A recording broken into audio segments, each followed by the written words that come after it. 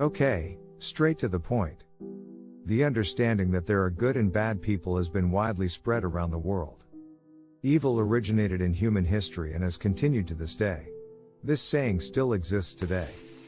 When people try to explain why people do bad things, the discussion often ends with something like man is born evil. Others, however, believe that people are inherently good. Because of this, many critics debate things like, are people bad, good, or just born planks without any morals? The evil mentioned in the past can be understood as the coexistence of the natural tendency of hostility and destruction between people and the tendency of sympathy and cooperation.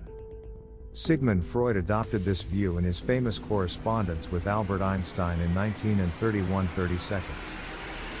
Einstein once asked, "Is it possible to control man's intellectual development in order to protect him from hatred and destructive psychosis?" Freud replied, "It is impossible for us to suppress man's aggressive tendencies." Are humans inherently good or inherently evil? This question alone has sparked countless debates among philosophers and scientists around the world. Many people think there is an easy answer to this question, but it keeps getting pushed back. Because of the complexity of individual behavior, human nature makes us think about this simple question. It would be nice if everyone agreed that all people are good people, but they don't. Thomas Hobbes and John Locke, two great intellectuals of the Enlightenment, had very different perspectives.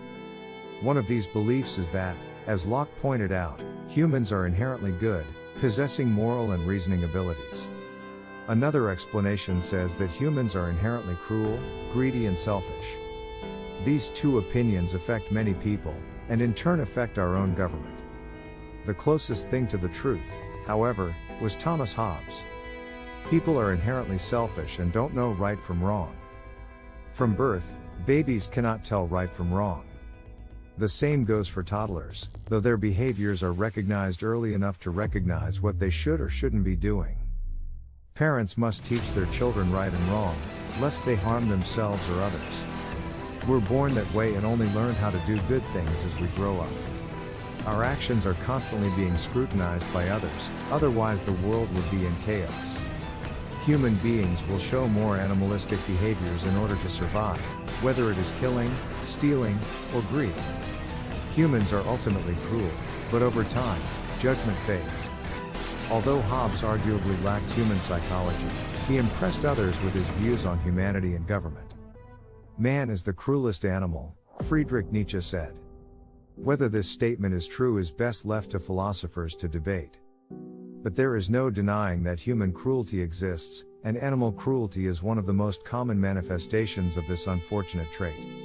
In Traitor to the Species, Henry Berger and the Birth of the Animal Rights Movement.